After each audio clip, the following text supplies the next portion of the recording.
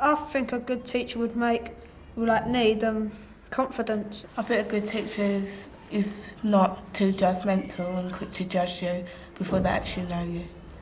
Well, I think a good teacher would be quite funny but still be very clever and teach you very well. I think a good teacher would be that when they teach you, they don't just teach you, they actually talk to you and listen to you. I'd also think a good teacher would make enjoyable lessons so that people would want to learn and everyone would want to be in the lesson. I also think that a good teacher will talk to you like you're a civilised person, not talk to you below the standard they should. I think a good teacher should be very understanding that if you get in trouble and it ain't your fault, well, they should talk to you and get to understand what's going on and what's the problem. I don't like it when teachers come in to the lesson with the and take it out on you, blame you for something that you didn't do. I don't like teachers that always firm and don't joke around. They just tell you to get down to work and then work for the whole lesson, then you just go, that's it. That's the kind of lesson that I wouldn't like. You can tell if a classroom is very boring if there's no colours or there's no posters and it's just dull. But if there's got posters and colours and things like that, you know it's a good classroom to be in. I reckon a good classroom would be something where you can see everything around you. Sort of like this classroom really, because you can see everything around me, the pictures on the walls and the board. I like classrooms that are colourful and bright, and cheery, and it's sort of it's spacious and it's really cool and not all hot and stuff like that. I like my work displayed because it makes me feel proud that I've actually achieved something. I like my work on display because it shows people in younger year what you can achieve, and it shows people if they put their mind to it, they can do anything they want. So it just shows them that they can be clever if they want to be. I would say to a new teacher to keep cool and give them fun lessons so they want to learn. They shouldn't judge the students too quickly before they actually know them. Because if they do, then they're not getting off on a good start because they realise that you haven't given them a chance. I tell a teacher to make the lesson fun, and they talk to the class, but they actually talk to every single person individually to get to know them and things. Don't just talk to the class as if it's just one big person. I think they should be confident and keep cool and don't be so tense and don't worry about it too much as long as your class understands what you're going through and if you're a new teacher. I like art because we do research, but then we do practical painting after it. I like English because everybody gets a turn to read, and I like geography because when you research, you know you're doing the research by yourself. Science, that's probably one of my best lessons because I learn a lot more than I do in any other lesson. We on plants, we stay on plants for not just one lesson, we stay on it for near enough a whole term. I like technology because you get a demonstration of what you're actually going to do, and so that you can know what you're doing as well.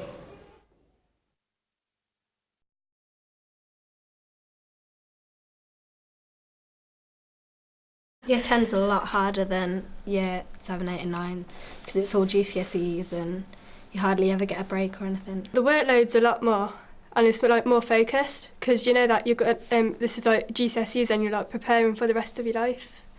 All the coursework are quite jammed together, so you have to keep doing it and doing it. It's really hard to keep it all organised.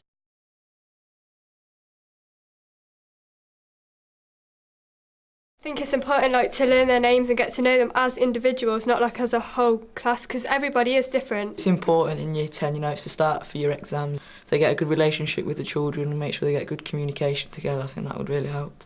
My current form tutor, she's just come in new and she's wanted to take us out on a trip so she can know us better. I think it's good if a teacher sets the standard because if they show that they're a walkover, then the class will walk over them and the teacher and the student won't get anything out of it.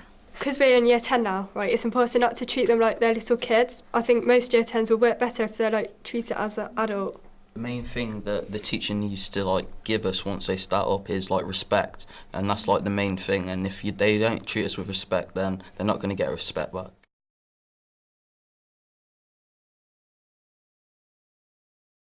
It's easier to learn in a class if it's all structured.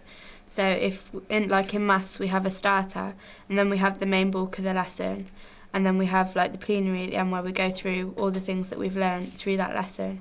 You know, if you've got people that are not communicating with each other and roaming around the classrooms and that, it can put other children off. I think that that's important to have it structured so that it's well planned out. So in science we have like learning objectives which we write down, and we have keywords which we write down as well, which we have to learn.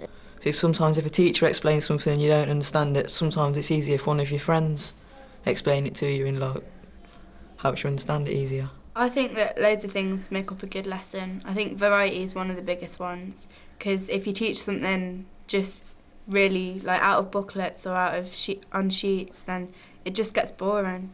In year 10 we have a lot more double lessons, which are like 2 hours long. And if you're just writing for the 2 hours, you really do lose interest. When teachers play music in the class, it like kind of helps you to concentrate more. One of the lessons that I've learnt most from was when we had to make games for other years, and we did that in science, and it was just so much more interesting because we actually had to research it ourselves.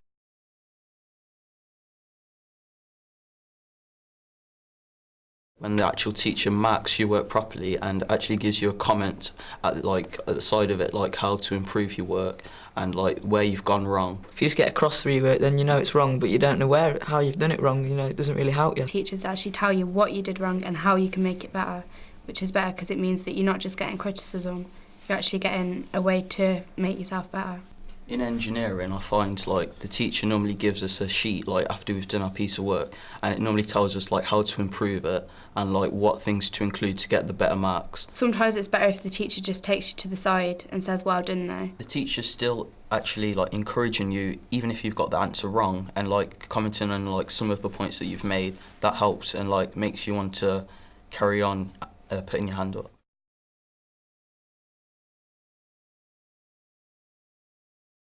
It's important to have a good balance between actual doing your work and your home life, because if you have too much work, then obviously you're going to get like stressed and everything, so the quality of your work's not going to be as good.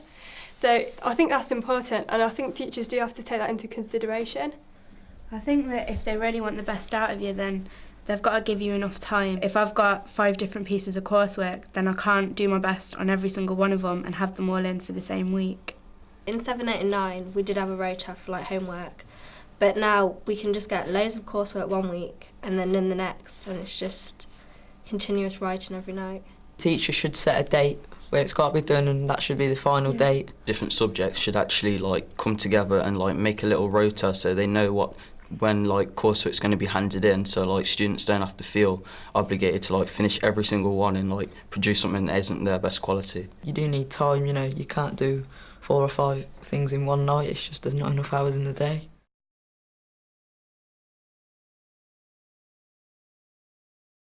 When the teacher actually tells you how to revise, say like sit down, do this for 15 minutes and get this amount of work covered, because then you've got an objective to work to, and then like she'll say like take a break for 5 minutes, then go back to it again. Revision sessions after school, which is quite good to help other people.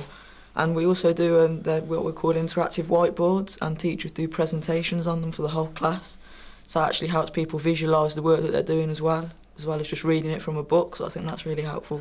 Sample questions and answers are really good, because you know the questions like tell you what you're expected, and the answers tell you like what they expect from the answer. We go on to the bite-sized revision, and that's really helpful because you can revise the subject which you're doing, and then you test yourself, and if you get below a certain mark, you read through it again, you test yourself again until you gradually get better and better.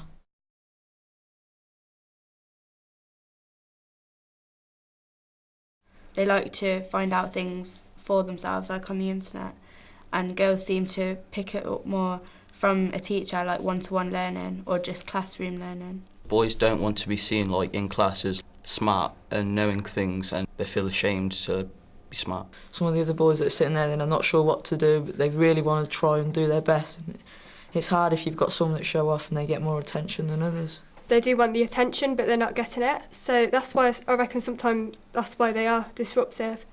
I think it relates to children being embarrassed as well if they ask for help. You know, they might feel that, oh, I shouldn't be doing this, you know, friends will take the mickey or whatever, but just they shouldn't be afraid to speak out.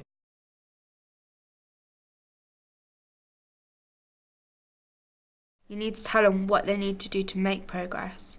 So like in design we have sort of big sheets of bullet points with what you need to do to get what grade, and that really helps because you know that if you manage to learn this then you're going to get such and such a grade. If the teacher sees that the child is struggling but the child hasn't gone for help, the teacher should approach the child, because that way then like I think it shows that the teacher cares. I know like loads of kids that just, when they start to not understand things, they just switch off. So I think it's important if teachers can try and find other ways to get what they're trying to get across. They sometimes send letters home to show your parents how well you're doing, and then you put more effort in to get more letters sent home, and then your mum can praise you, your dad can praise you. Like, so if they have problems at home and they don't have anybody to speak to, they can support them and stuff like that and give them options on what they can do. Maybe the teachers should take them aside, just say, you know, it's for your benefit, it's the person that you're going to turn out to be, the job that you're going to get.